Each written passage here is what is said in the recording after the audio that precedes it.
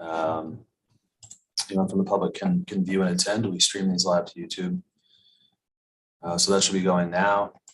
Last thing I need to do is read our hearing script. This basically just covers the hearing for the procedure, and then we'll jump right into it. This is the June 8th, 2022 session of the Zoning Hearing Examiner docket. My name is David Sturkey. I'm the Zoning Hearing Examiner for the City of Cincinnati, and I'll preside over this hearing. The case before us today is case number ZHUV220008.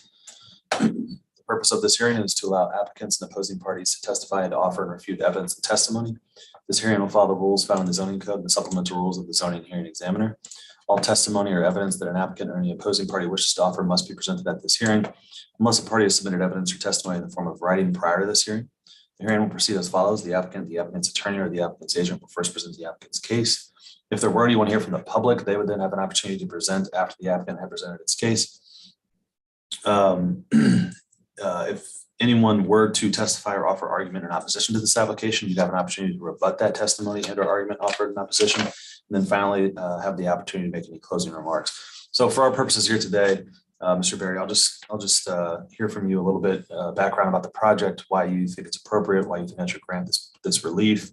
I'll have some questions along the way, most likely. I'll let you respond to those, make any closing remarks, and then we'll wrap it up. Okay. After all presentations have been made, I'll close the hearing. Decisions may be expected in 2 to 3 weeks. I may limit or exclude any testimony that I deem irrelevant or outside the scope of the application being considered. I may interrupt any speaker to ask questions or to make any comments. I may also refuse to consider hearsay testimony or documents. That's generally evidence you want to introduce that consists of statements made by someone who's not present here at the hearing. In the event of any technical difficulties or unforeseen circumstances with the Zoom technology, I'll do my best to troubleshoot those on the fly, but to the extent there's some defect that prevents us from meaningfully going forward with the hearing, I may continue or postpone the hearing at my discretion. Okay, Mr. Berry, I just need to swear you in and then we can get started. So if you could raise your right hand, I need you to answer out loud. Do you solemnly swear the testimony you shall give will be the truth, the whole truth, and nothing but the truth? I do. Great. Okay, Mr. Berry, looks like we have one more person trying to join us here. So give me 1 second, then we'll get started.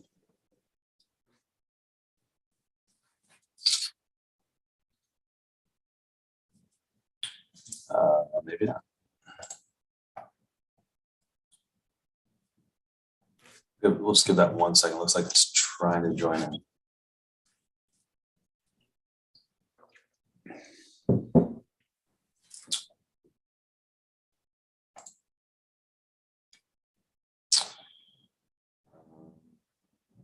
Looks like, okay, here we go.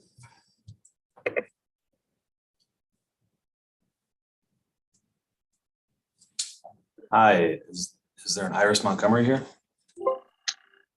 Yes, I am here. Hi, we were just about to get started with the hearing. Let me just get you checked in. Could you give me your, is Iris Montgomery your name? Yes. Okay, and are you an adjacent property owner? Yes. Okay, could you give me your address? It's 4152 Kirby Avenue. Okay. Iris, I just went through my initial sort of spiel of this procedure, but Mr. Berry here is representing the owner and the applicant. He's going to tell us about the project, why he thinks the relief that he's seeking is appropriate. And I will give you an opportunity to provide any comment or testimony that you would like after Mr. Berry has had a chance to speak. So okay. He was just about to get started. I will ask Ms. Montgomery, if you do intend on providing any testimony here or doing anything other than just observing, I ask that you do activate your camera during that testimony. Okay. It's not necessary while you're listening or right now, or really anytime when you're not talking. I just prefer when if you are going to give testimony to have the camera on, and I just want to give you a heads up on that. Okay, Mr. Berry, the floor is yours. Okay, yeah. So this property was formerly a church as well as an outbuilding, a school building for the old congregation that was there at that church. It's been vacant for a number of years. It is actually it is zoned SF4, but is adjacent to a CMN zoning area there at the intersection of Kirby and Chase Avenue. So that's actually the adjoining zoning designation. In terms of the economic feasibility of doing something with that property, short of demolishing it and tearing it down, the SF4 zoning designation just makes it unfeasible to be able to redevelop the property. In terms of looking at demolition for, then building some single family townhomes or something, that's really not in keeping with the North Side zoning plan and the goals of both the city and the community for kind of what they want to see in terms of housing, what they want to see in terms of the historical fabric of the neighborhood, and the adaptive reuse of existing structures, historical structures. So, essentially, I think that without the variance, there's going to be an undue economic hardship on us as the owner. I think that the unique nature of the building makes the SF4 zoning designation a hardship, makes redevelopment not economically viable, with the exception of, maybe tearing it down and doing single family houses, which the community does not want to see. I think that the proposed project meets, once again, the intent of what both the community and the city has said they want to see for that area of the neighborhood, what they want to see in terms of housing options, adaptive reuse of historic structures. The Northside Community Council did a traffic study, 2-week traffic study in the course of us examining this together, and found that there would be negligible impact on traffic and parking in the area.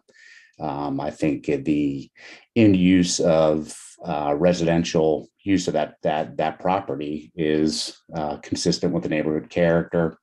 And I don't think there is adverse effects on traffic, public services, neighbors, or the community. As a matter of fact, I think it will add value to both the community, to neighboring properties, because it's taking something that's been blighted and vacant for a long time and making a significant investment in it and repositioning that and that putting it back to productive use. So I think it eliminates blight, creates jobs, grows the tax base, and has both a private and public benefit of that, eliminating blight and providing housing and investing in the neighborhood. Okay, thank you. A couple of quick questions before we get to Ms. Montgomery. So you said that it's supported by the community. Does that mean that you've presented this to the Northside Community Council and they? Yes, and they provided a letter of support that was submitted as part of the application. Yeah. Okay, got it. Fantastic. And you said it's been vacant for a while. How long has this property been vacant? It has, as far as I'm aware, it has been vacant for the last decade that I'm aware of. Maureen Wood, who was somebody that I was friendly with from the neighborhood, bought it. She's been deceased for at least 8 years now, and she had bought it. It was vacant then. So I think it may have even been longer than a decade that it's been vacant. Gotcha. Okay. And you said that it's blighted. Is that what exactly do you mean by that? Do you mean the exterior appearance or the inside? Well, the exterior appearance. There was also a single family home that was fallen down, that was vacant, that wasn't habitable, but that was being, when we bought it, that was being habitated or used by people that were both, I think, maybe using drugs, as well as there maybe was some sex trafficking going out of there. Out of the church building? Out of the adjoining single family structure that was at 4149 Kirby. We immediately cut back landscaping for that, and then got a demolition permit and took that building down immediately. Okay. And so there won't be any, it'll just be a renovation of the existing church structure, right? Or will there be additional new construction? No, the only real additional is just the parking, developing the parking lot at 4149. But yeah, otherwise it'll just be alterations to the existing two structures there. Got it. Okay. I think that's all the questions I have right now. I'm going to go ahead and give Ms. Montgomery, if she would like to provide any comment on this application, Ms. Montgomery? Yes, hold on just a minute here.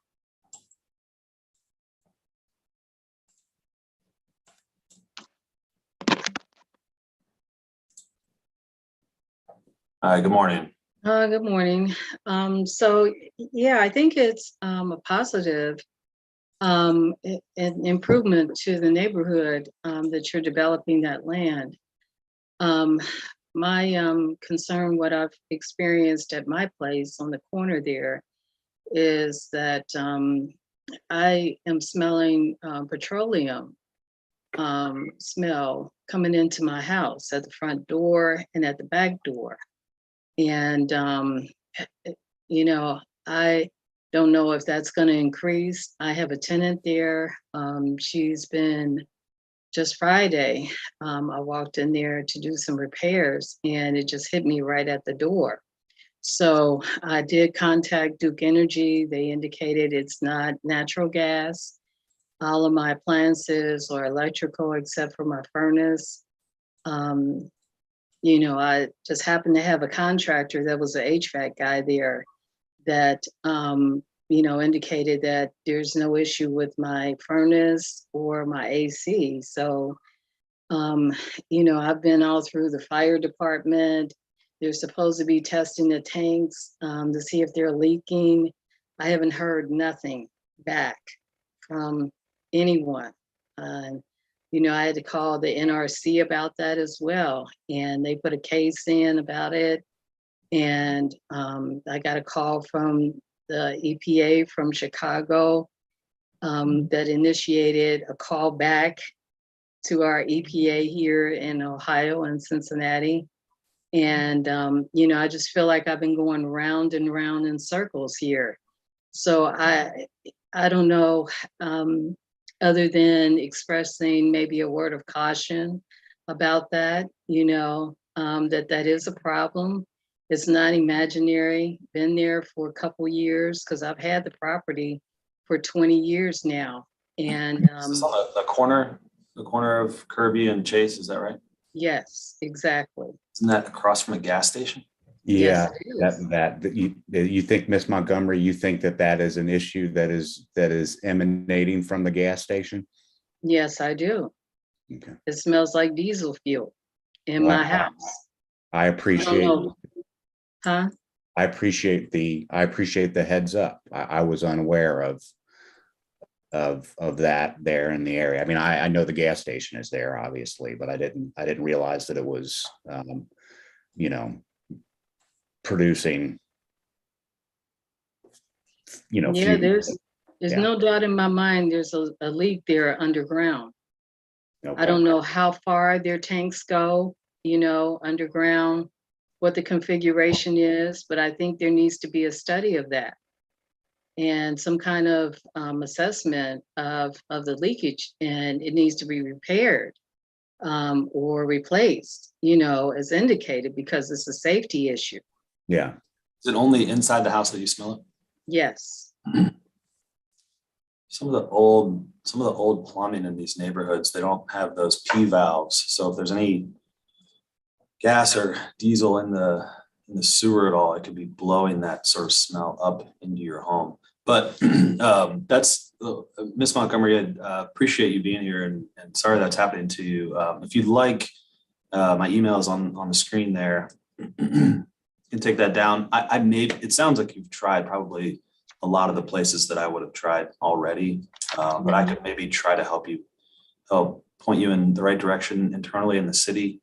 I'm not, to be honest, I'm not completely sure which direction to point you. Maybe you talk to MSD. I talked to MSD before, and they indicated it's not their issue. It's not something that they can address. They don't have the assessment tools, and so that's when I was pointed to the fire department. And they indicated they couldn't figure out whether the smell was that or the air freshener that the tenant had put in, but you can clearly smell it. It's not something apparently that's going away on its own. It does need some the appropriate people to address it. And you know, I don't know. I guess I just have to keep talking about it to everybody I know that can possibly help or assist in the situation, to try to get some resolution on it. Because to me, it's a real simple path. You just simply go in there and assess those tanks and, you know, determine what the reading is and move forward from there with the best possible solution for everybody. But to ignore it is not okay. Yeah. I'm not sure that I can help, but I'd be happy to try to if you email me there. Yeah, I'll I'd like email to. you. Sure. For our purposes here today, we're really talking about this project across the street at the church and whether the zoning is appropriate for the neighborhood. Did you have any other comments on that? I know you said initially that you were in favor of this. Right. The other question I had was, are you targeting the property towards any particular audience, like seniors or you know, people that are disabled? What are your potential tenants going to look like? I think, you know, so we don't necessarily market our, you know, all of our projects that we've done are pretty small. So they're not using a lot of this financing mechanisms for, say, senior housing, et cetera, et cetera. I will say about our rents, I think that our rents tend to be lower than comparable properties around us, than a lot of the big developers. We were smaller companies, smaller overhead. And so, you know, our existing, I expect that our tenants here are going to look like our existing tenants, you know, which is to say pretty diverse. We've had tenants that have some physical disabilities, and I think that some of these units are going to be at least partially accessible. You know, given the fact that it is an existing 2-story building, and a number of those apartments go up and down. That's somewhat limited by that factor. You know, in terms of, you know, demographically, our renters look, you know, pretty much like the city, which is to say there's a lot of diversity. And we are doing more, pretty much with a few exceptions. Most of our apartments have been 1-bedrooms. We're doing more of these as 2-bedroom apartments because we're hearing more from people with families or with kids that have been contacting us looking for larger 2- and 3-bedroom apartments. So we're trying to incorporate that into this project. And how much do you expect the rent to be? What do you estimate? Well, I will tell you that originally my rent estimates were from $850 to $1,250. You know, now mind you, that's been, you know, obviously things have changed significantly with construction costs here recently, and you know, hopefully wages are keeping pace with that. But you know, we all know that's a major issue right now. So I'm a little bit hesitant to say exactly where, but that's what we projected, and that's in line with our other rents in Northside and Walnut Hills. Mm-hmm. Okay, that's all the questions I had. Okay, thank you very much, Ms. Montgomery, for joining us here today. And like I said, feel free to reach out to me via email, and I'll see if maybe there's anything I can do to point you in the right direction on getting assistance with that from some city agencies. Okay, Mr. Barry, it looks like there's going to be a parking lot going in the rear too. Is that right? Is it the rear or the side? It's actually to the side. Okay, and will there be any landscaping or screening? There is, and it's making use of an existing curb cut, so that there won't be an additional curb cut or anything. And the parking, if you're coming in, if you're you know, heading north on Kirby and you were to take a left, the parking lot is to the north of the 2 historic structures, and the parking is actually all to the furthest kind of northern boundary of the property, so that there's just one row of parking. You come up a drive, turn to the right into the parking places, and there are 11 parking places. And at least conceptually, as Mike Stalin and Bob Strunk have it designed, there's a tree planting there, kind of screening that area. I'm not opposed to any man-made screening. A lot of times I tend to think that looks worse. One nice thing about the site is that it is somewhat, that it's elevated, so that, the parking's raised up some. I tend to think that a buffering with landscaping is preferable to, building a wooden fence or something. But, I'm open to whatever input there, but would prefer softer landscape buffers and blinds, if you will. Yeah. I tend to agree with you on that. Did you have a chance to review the staff report produced by the zoning department on this? I don't believe that I did, to tell you the truth. Okay. And The reason I asked that, sometimes they'll make they always make a recommendation for me on whether I should approve or deny these applications. Okay. Sometimes they'll include certain conditions of approval. Okay. In this case, they did. So I asked just because I was curious if you had reviewed those yet, but I just wanted to ask you about them now and see if you have any objection to them. One of them is just that the parking lot screening consists of fencing or evergreen landscaping that's a minimum of 4 feet in height. And it be installed along the northwest and east perimeter of the parking surface. Any pushback on that? Well, I think only with the exception on the north side of the perimeter. I think that makes sense in certain regards. Much of that property line is defined by, I think, the blank masonry wall adjoining apartment building. You know what I mean? So, my preference would be not. There's nothing to shield on that north side there, although as you move, I guess, to the west along that north property line, then there does, in the back of that property, there's a small courtyard, and then a side wall of a small single family house that goes with that corner apartment building. But so I think in areas there on the north wall, it totally makes sense. In others, it's, it doesn't make a whole lot of sense. But I have no problem with the screening, evergreen screening. Okay. There, and maybe it would make sense actually for that adjoining owner, since that's a courtyard. Maybe it would make sense that that would be a fence to give that adjoining property. See my screen? Yeah, okay, yeah. So I'm assuming the property looks somewhat similar condition to this. Yes. area Yes. over here. Yes.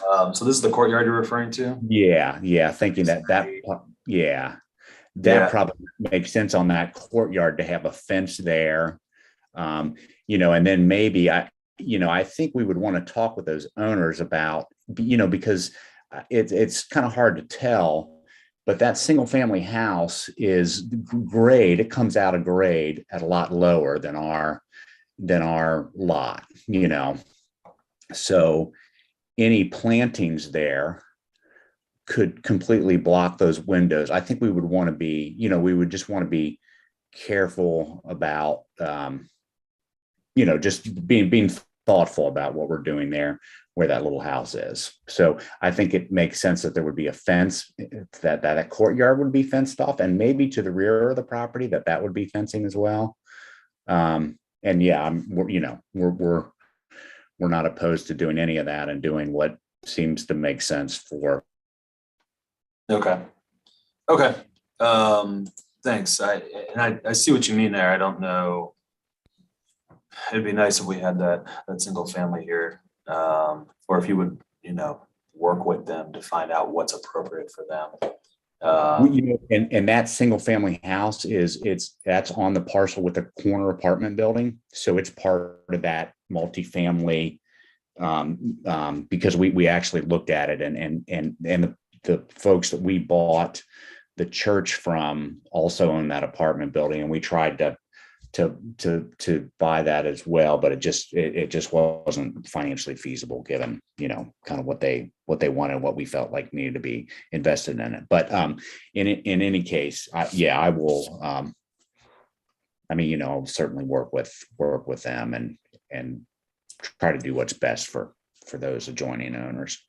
Okay. And do you intend on paving the parking area and the access drive? Yes. Okay. Are you using just concrete or asphalt or?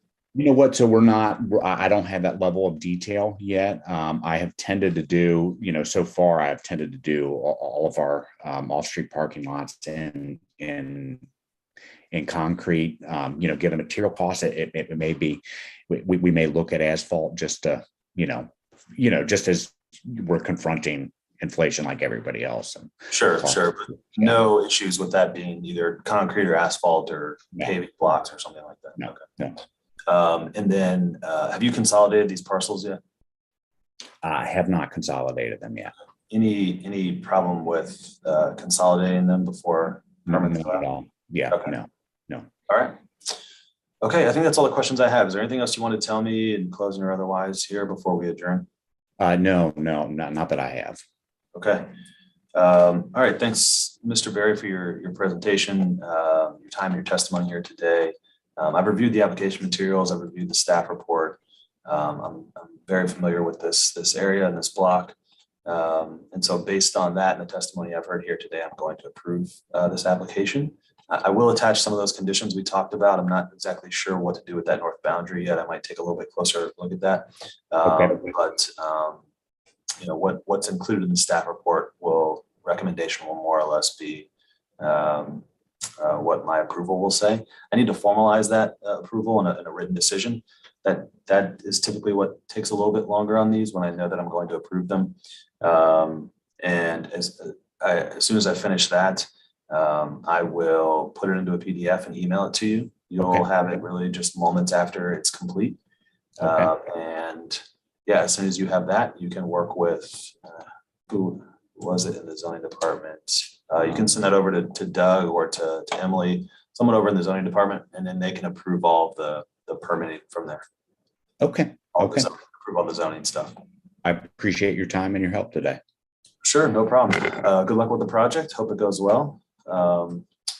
That's it. Hope you have a wonderful day, and we are adjourned. Okay, thank you all.